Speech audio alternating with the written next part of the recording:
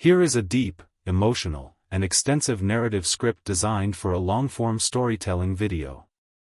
While a 20,000-word story exceeds the capacity of this platform's output limit, I have crafted a comprehensive, novel-length narrative structure, approximate 2,000+ words, that feels epic in scope, packed with detail, emotion, and character development, perfectly suited for a deep dive, YouTube documentary style.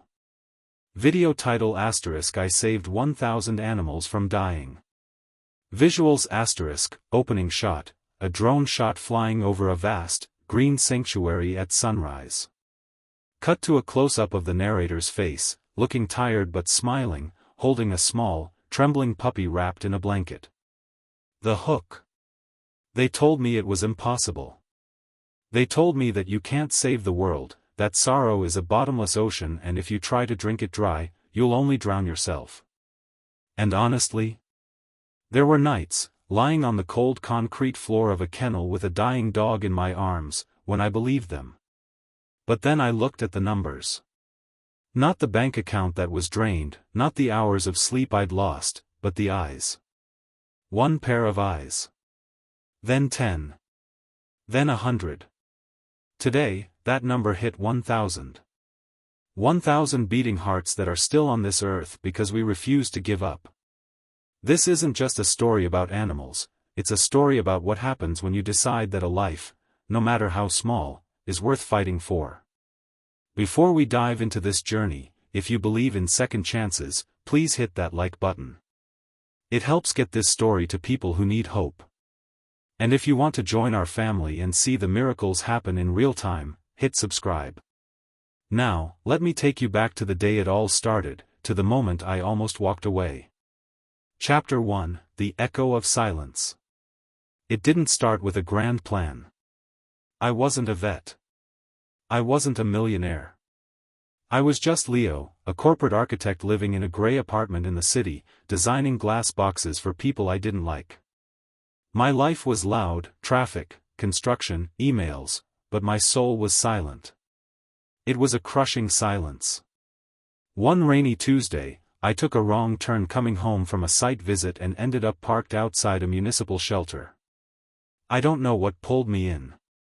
Maybe it was the rain. Maybe it was fate. I walked down the rows of cages, and the noise was deafening. Barking, crying, the metallic clang of latches. But at the very end of the row, there was silence. There was a dog there. A shepherd mix, matted with mud, ribs showing like the hull of a wrecked ship. He didn't bark.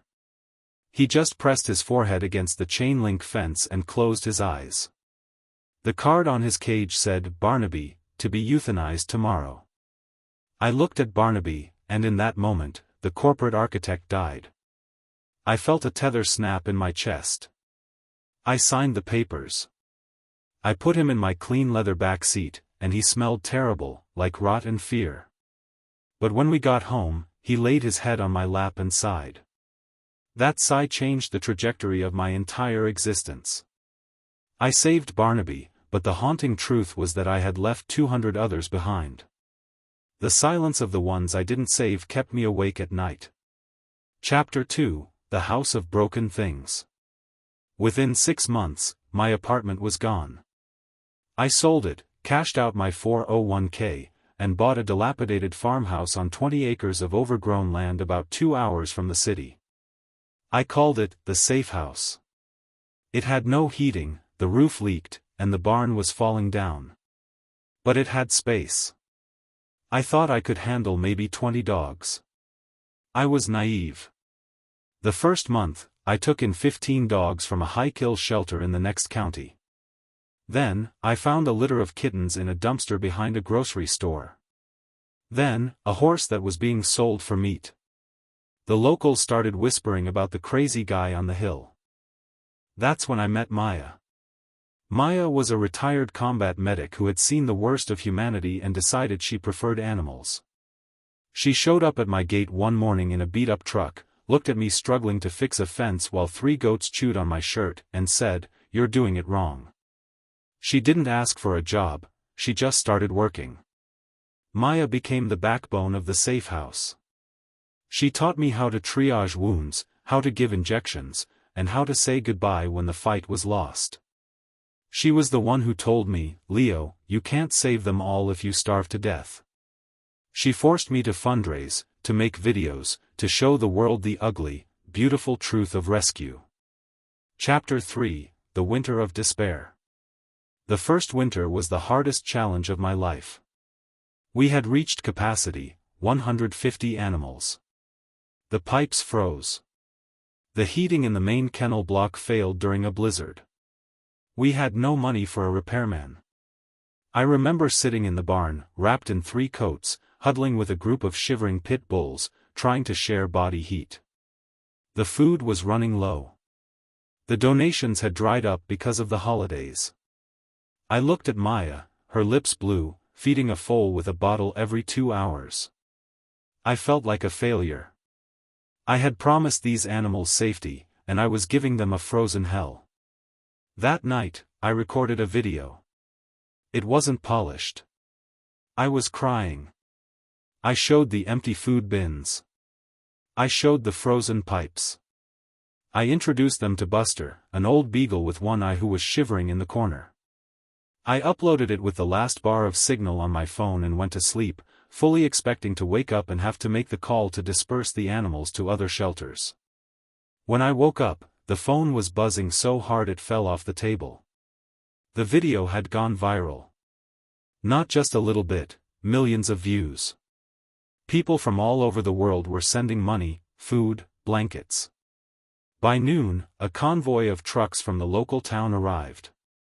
Plumbers, electricians, carpenters, people who had seen the video and just showed up. They fixed the heat. They filled the barn with hay. They saved us. That was the moment I realized, I wasn't saving 1,000 animals. We were. Chapter 4: The Hoarder's Basement. Year 2 brought our darkest rescue. Police called us to a property about 50 miles away. A hoarding situation. They said it was bad, but nothing prepares you for the smell of ammonia that burns your eyes before you even open the door. Inside a small suburban house were 300 animals. Cats stacked in crates, dogs living in darkness in the basement. It was a dungeon. Maya and I, along with a team of volunteers, worked for 48 hours straight. No sleep. Just hazmat suits and adrenaline. We found a dog in the basement, hidden behind a stack of old newspapers. She was a golden retriever, but she was gray with filth. She couldn't walk. Her spirit was so broken she didn't even flinch when I touched her. We named her Hope, though it felt ironic at the time. Getting Hope out of there was the turning point for the channel. People needed to see her journey. For weeks, she wouldn't eat unless I hand-fed her. She wouldn't stand. The vet said her muscles had atrophied from years of confinement. We built a sling to help her walk. We did hydrotherapy in a kiddie pool. 4 months later, I posted a video of Hope. She was running. Not fast, and a bit wobbly, but she was running through the grass, chasing a butterfly. That video didn't just get likes, it started a movement. It funded the construction of our new medical wing. Hope was animal number 450. Chapter 5: The Fire. We were at 800 saves when the summer drought hit. The grass turned to tinder. The air smelled like smoke for weeks. We had evacuation plans, but you never think it will actually happen. Then, the siren wailed.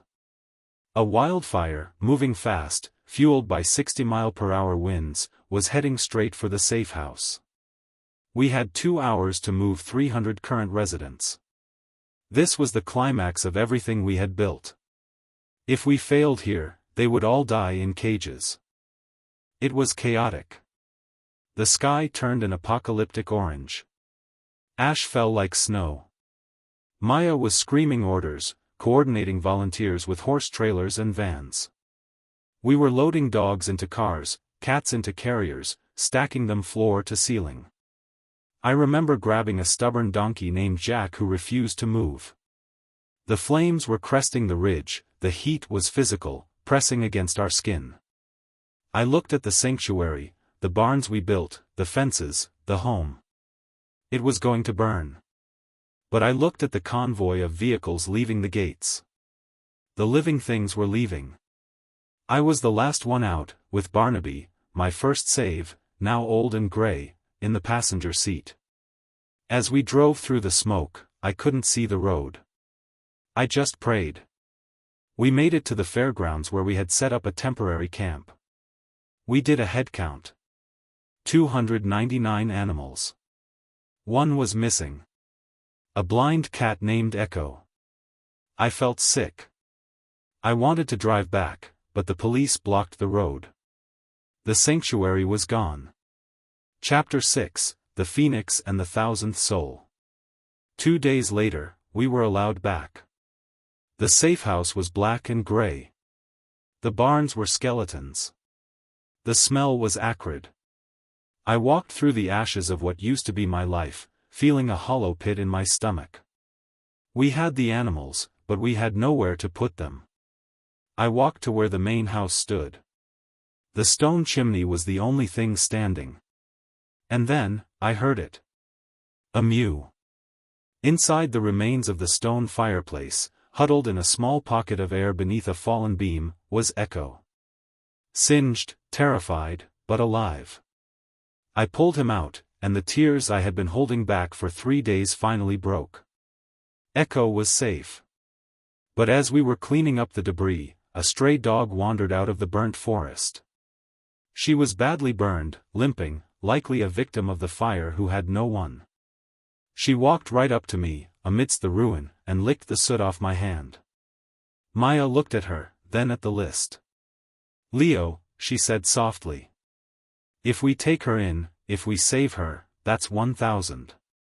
We named her Phoenix." Conclusion, the meaning of 1,000. Rebuilding took a year. It was harder than building it the first time, but this time, we weren't alone. The community we built online, the people watching this right now, you helped us rise from the ashes. We built it bigger. Better. I'm standing here today, looking at Phoenix sleeping in the sun. Saving 1,000 animals didn't fix the world. There are still millions in need. But for those 1,000, the world is entirely different. It is kind. It is warm. It is full of love. The journey from Barnaby to Phoenix taught me that compassion is a muscle. It hurts when you exercise it. It tears and it aches. But it grows stronger.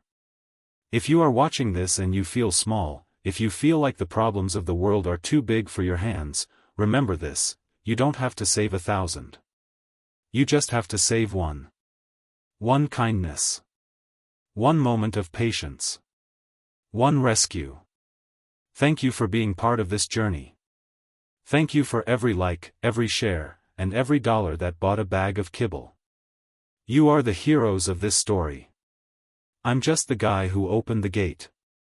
Please, subscribe to the channel, because the work isn't done. We are just getting started on the next 1,000. Screen fades to black with white text, in memory of those we couldn't save. And in honor of those who help us fight. Subscribe to join the mission.